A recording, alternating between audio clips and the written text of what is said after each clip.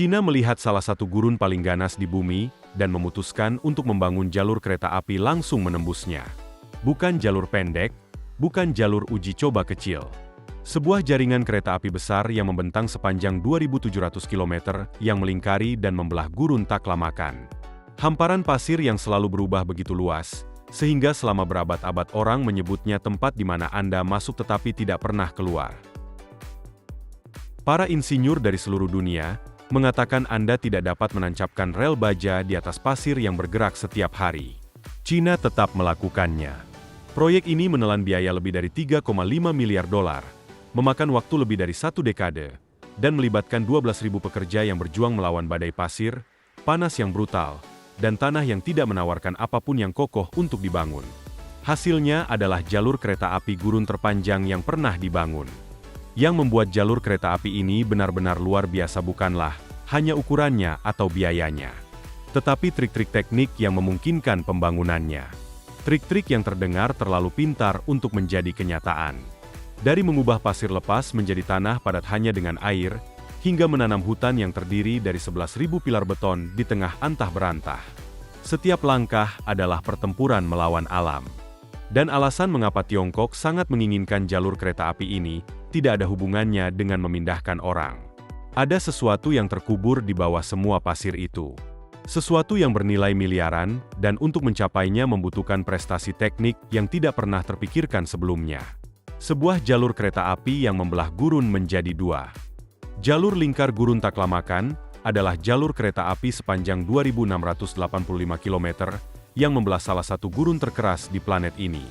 Dan bagian terakhirnya, jalur kereta api Hotan Ruoqiang, adalah bagian yang benar-benar mengejutkan para insinyur.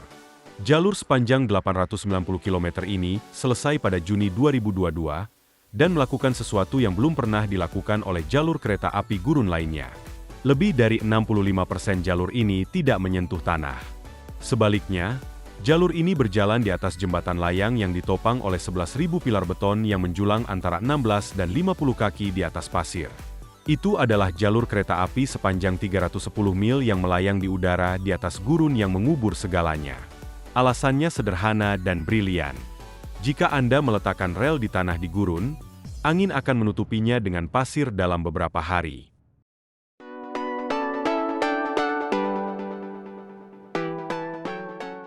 Kru pemeliharaan harus menggali rel setelah setiap badai. Dengan mengangkat rel, angin menyapu di bawah jembatan layang dan membawa pasir yang tertiup angin pergi. Pasir tidak pernah menumpuk di rel. Jalur kereta api ini melayang di atas masalah alih-alih melawannya. Gurun ini terletak di Xinjiang di barat laut Tiongkok. Luasnya lebih dari 127.000 mil persegi, lebih besar dari banyak negara. Untuk waktu yang lama, daerah ini terisolasi dari bagian Tiongkok lainnya oleh dua pegunungan dan bukit pasir yang tak berujung. Tidak ada air, tidak ada listrik, dan tidak ada tanah padat untuk dibangun. Suhu tanah di musim panas dapat melonjak di atas 160 derajat, sementara di musim dingin dapat turun di bawah titik beku. Namun di bawah semua pasir itu terdapat miliaran ton minyak, batu bara, dan unsur tanah jarang yang menjadi andalan teknologi modern. Tiongkok tahu sumber daya itu ada di sana. Masalahnya adalah bagaimana menjangkaunya. Tetapi membangun jalur kereta api di atas pasir yang bergerak setiap hari adalah teka-teki yang telah menghentikan para insinyur selama beberapa generasi. Bagaimana Anda menciptakan dasar yang kokoh ketika tanah tidak akan diam? Jawabannya melibatkan air, beton, dan jadwal konstruksi yang disesuaikan dengan kondisi terburuk gurun. Mengubah pasir yang bergeser menjadi tanah yang padat. Sebelum pilar-pilar dapat didirikan, para pekerja harus membuat pasir cukup padat untuk menahan mesin-mesin berat. Di Taklamakan, pasirnya halus dan gembur. Angin mengubah bentuknya setiap hari. Jika Anda mengendarai derek berat di atas pasir kosong, derek itu akan langsung tenggelam. Bayangkan mencoba memarkir truk di pantai saat badai angin. Tanah bergeser di bawah ban, dan semakin Anda mendorong, semakin dalam Anda tenggelam. Itulah titik awal dari seluruh proyek ini. Jadi, pekerjaan pertama adalah meratakan gurun. Ratusan buldoser menyebar di atas pasir. Mereka mengikis bukit pasir yang tinggi dan mengisi tempat-tempat yang rendah. Beberapa bukit pasir ini menjulang setinggi puluhan kaki, dan buldoser harus memotongnya seperti pisau menembus mentega, mendorong pasir ke lembah dan cekungan. Para pekerja dengan alat ukur memeriksa setiap bagian untuk memastikan permukaannya rata dan halus. Para surveyor berjalan bermil-mil di gurun terbuka dengan instrumen mereka, memeriksa ketinggian dan kemiringan sehingga setiap bagian sesuai dengan bagian berikutnya. Pasir berlebih didorong menjauh dari area kerja menggunakan sistem konveyor, dan roll berat menekan lapisan atas dengan keras. Rasanya seperti mencoba menyetrika permukaan yang terus-menerus berkerut. Setiap kali mereka meratakan satu bagian, angin bisa saja menggeser pasir kembali. Jadi, mereka bekerja cepat dan di zona sempit, mengunci setiap bagian sebelum beralih ke bagian berikutnya. Gurun itu melawan mereka di setiap langkah, tetapi mereka terus maju, bagian demi bagian, mil demi mil. Namun, pasir yang rata tetaplah pasir yang gembur. Satu badai angin yang kuat dan semuanya akan bergeser lagi. Para insinyur membutuhkan cara untuk membuat butiran pasir saling menempel. Solusi mereka adalah sesuatu yang tidak diduga siapapun: air. Mereka memasang pipa penyiram panjang di seluruh gurun dan memompa air tanah ke atas pasir. Kelembapan meresap beberapa inci dan membuat butiran pasir saling menempel. Bayangkan bagaimana pasir basah di pantai mempertahankan bentuknya ketika Anda menekannya ke dalam ember, tetapi pasir kering akan hancur berantakan. Ide yang sama berhasil diterapkan di sini dalam skala besar. Pipa bawah tanah mengalirkan air tepat ke tempat yang dibutuhkan, dan lengan penyiram menyemprotkan air dalam jumlah terkontrol di seluruh lokasi. Kemudian, roll berat kembali. Setiap lintasan menekan pasir basah semakin kencang. Gemuruh drum baja memenuhi udara saat permukaan yang lunak dan bergeser berubah menjadi keras dan rata. Ketika matahari mengeringkannya, tanah cukup padat untuk menahan derek, mixer, dan truk pengangkut. Mereka telah membuat alas bangunan hanya dari pasir dan air. Di atasnya, para pekerja menyebarkan lapisan tanah kemerahan. Truk-truk membuangnya dan buldoser meratakannya. Tanah ini menambah berat di atas pasir dan mencegahnya bergeser ketika suhu meningkat atau ketika mesin bergetar. Setiap bagian ditekan hingga padat dan kokoh. Ini seperti menaruh tutup berat di atas toples berisi kelereng. Berat di atasnya mencegah semua yang ada di bawahnya berguling-guling. Pasir yang sama yang menelan seluruh desa dan menggeser bukit pasir dalam semalam kini menjadi zona konstruksi yang datar dan keras. Mereka tidak mengangkut bertonton batu dari jauh. Mereka menggunakan gurun itu sendiri sebagai bahan bangunan. Air adalah perekatnya. Itu adalah solusi sederhana dan cerdas untuk masalah yang telah membingungkan para insinyur selama bertahun-tahun. Tetapi permukaan yang datar hanyalah permulaan. Ujian sebenarnya adalah membangun struktur tinggi yang dapat menopang jalur kereta api di atas pasir selama beberapa dekade. Itu berarti mengebor jauh ke dasar gurun. Dan apa yang mereka temukan di bawah tanah mengubah seluruh rencana. Setelah tanah kokoh, para pekerja mulai membangun pilar-pilar tersebut. Ini adalah bagian tersulit dari keseluruhan proyek. Setiap pilar harus lurus, ditempatkan di tempat yang tepat, dan cukup kuat untuk menahan ratusan ton selama beberapa dekade. Dan semua ini di gurun di mana suhu berfluktuasi lebih dari 130 derajat antara siang dan malam. Untuk membangun setiap pilar, kru harus mengebor melalui pasir lepas setebal beberapa kaki untuk mencapai tanah padat di bawahnya. Tetapi pasir cepat runtuh. Lubang bor di pasir lepas akan langsung runtuh, seperti mencoba menggali terowongan di kotak pasir. Jadi, mereka menggunakan pipa selubung baja dan campuran tanah liat kental yang disebut bubur bentonit untuk menahan dinding agar tetap terbuka saat mereka mengebor semakin dalam. Bentonit bertindak seperti dinding sementara, menekan pasir dan mencegah lubang bor runtuh. Ketika lubang akhirnya mencapai tanah padat atau kerikil yang dipadatkan, mereka menurunkan sangkar baja ke dalamnya. Sangkar harus masuk dengan akurasi milimeter. Jika salah satunya meleset bahkan sedikit saja, seluruh pilar dapat miring dan membahayakan seluruh struktur. Kemudian datanglah beton. Mereka menuang beton dari bawah ke atas menggunakan pipa khusus yang disebut pipa Tremier. Ini mencegah terbentuknya gelembung udara, yang akan membuat beton menjadi lemah. Beton mendorong campuran tanah liat keluar, saat mengisi lubang dari dasar ke atas. Setelah selesai, setiap tiang pancang menjadi kokoh dari atas hingga bawah. Tiang pancang beton dan baja ini memberi jalur kereta api fondasi yang kokoh di tanah yang telah stabil selama ribuan tahun. Di atas fondasi yang kokoh itu, 11.000 pilar menjulang satu persatu. Mereka membentuk hutan beton raksasa di tengah gurun. Masing-masing memiliki tinggi 16 hingga 50 kaki. Para pekerja menggunakan metode yang disebut slip forming untuk membangunnya. Cetakan bergeser perlahan ke atas saat beton dituangkan, menghasilkan kolom yang halus dan tanpa sambungan. Beton tersebut dicampur dengan baja galvanis khusus dan aditif tahan garam agar dapat bertahan di udara gurun, di mana garam dan pasir akan mengikis beton biasa seiring waktu.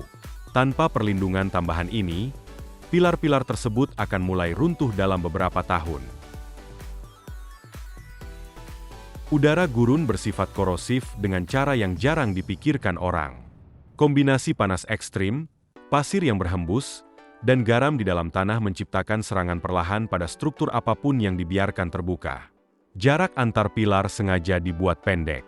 Jarak yang panjang akan lebih cepat dibangun, tetapi juga akan lebih banyak menangkap angin dan lebih rentan terhadap perubahan suhu. Jarak yang pendek berarti setiap bagian rel kereta api berdiri di atas penyangganya sendiri. Jika satu pilar bergeser atau ambles, sisanya akan tetap stabil. Bentang yang seragam dirancang khusus untuk meminimalkan efek angin dan perubahan suhu ekstrim. Sebagian besar pekerjaan dilakukan pada malam hari dan alasannya masuk akal.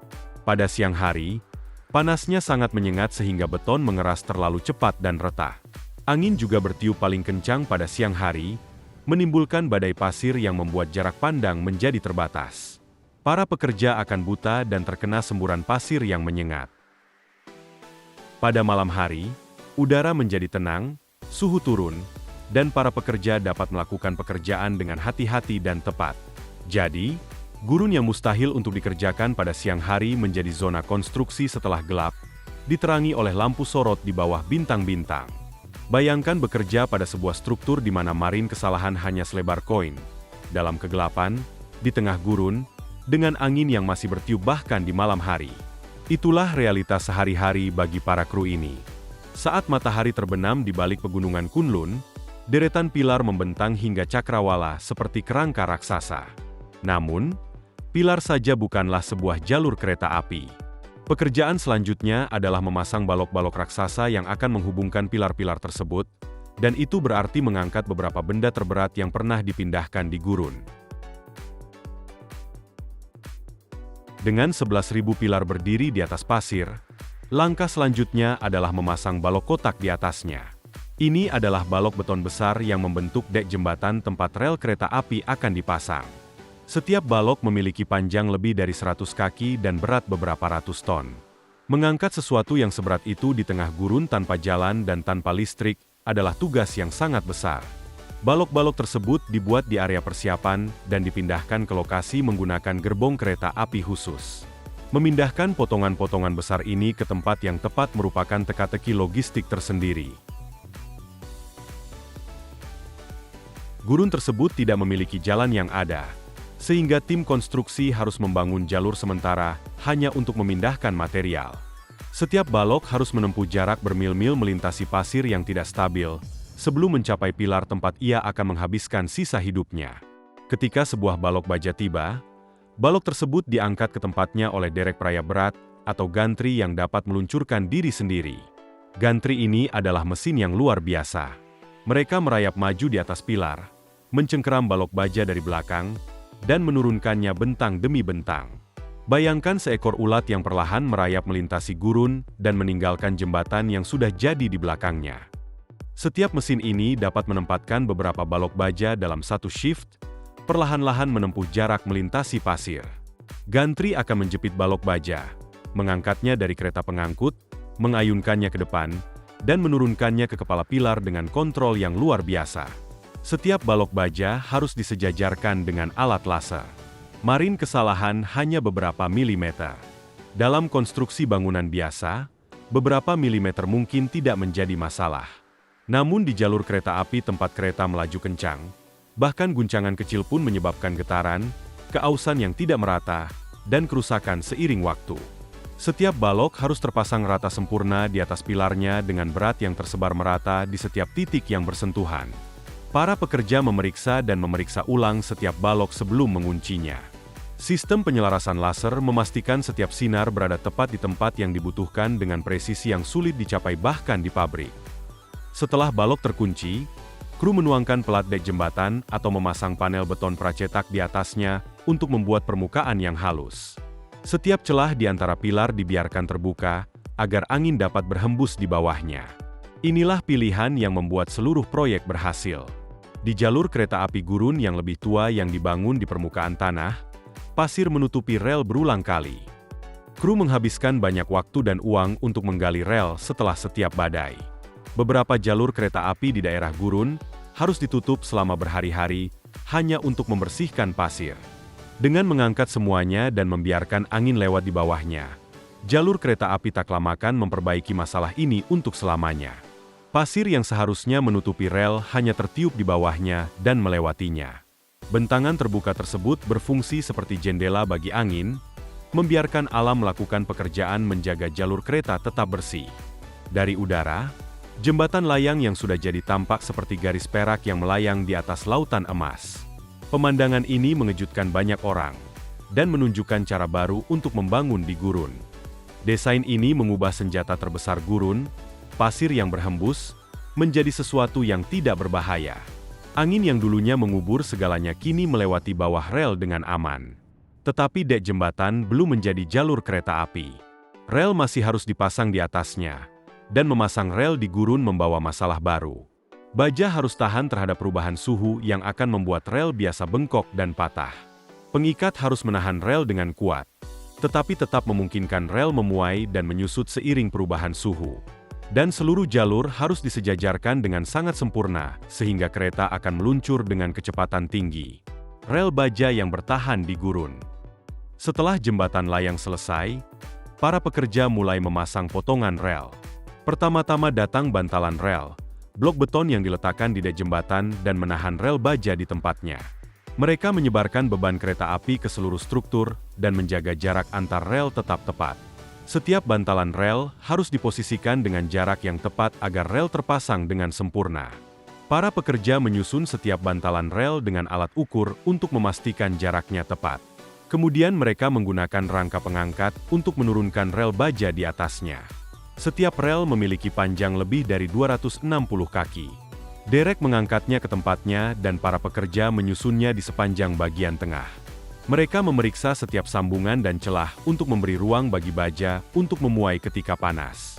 Detail tentang pemuaian ini sangat penting. Baja membesar ketika panas dan mengecil ketika dingin. Di Taklamakan, suhu tanah dapat mencapai 160 derajat di musim panas dan turun di bawah titik beku di musim dingin. Rel menghadapi tekanan besar akibat hal ini. Jika rel dipegang terlalu kencang, rel akan terdorong ke atas ketika dipanaskan dan membuat gundukan berbahaya di jalur kereta api. Jika dipegang terlalu longgar, rel akan menyusut dalam suhu dingin dan terpisah, sehingga meninggalkan celah yang dapat menyebabkan kereta api tergelincir. Solusinya adalah metode yang disebut penegangan rel. Para pekerja menggunakan mesin hidrolik untuk meregangkan setiap rel dan menguncinya di tempatnya saat diregangkan. Ketika suhu naik, pemuaian hanya mengurangi peregangan alih-alih mendorong rel keluar dari jalur. Ini seperti meregangkan karet gelang lalu menjepitnya. Ketika karet gelang menjadi hangat dan ingin mengembang, ia hanya mengendurkan peregangannya alih-alih terlepas. Setelah rel dipasang dan diregangkan, para pekerja memasang sistem pengikat. Setiap pengikat memiliki pelat dasar baja, bantalan karet, klip pegas, dan baut. Pelat dasar menyebarkan berat kereta api ke seluruh bantalan rel.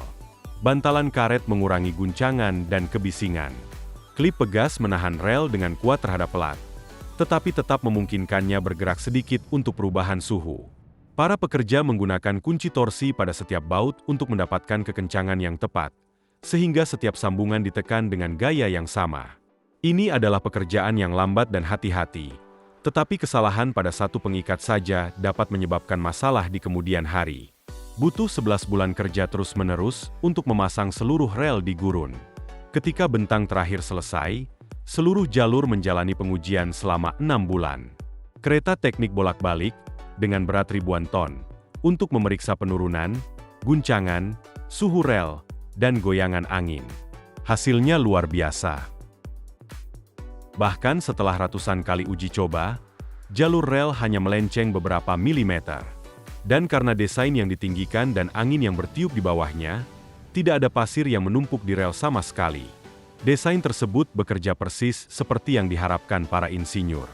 Semua data dari jalur kereta api mengalir ke ruang kendali melalui sensor dan kamera bertenaga surya yang memantau setiap bagian secara langsung.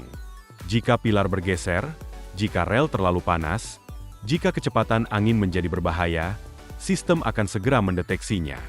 Jalur kereta api ini tidak hanya dibangun dengan cerdas. Jalur ini dirancang untuk memantau dirinya sendiri terhadap masalah 24 jam sehari. Setiap jembatan, setiap rel, setiap pengikat memiliki penjaga digital yang melacak kondisinya. Setelah 6 bulan pengujian yang berat, jalur kereta api Hotan Ruokiang dibuka pada Juni 2022.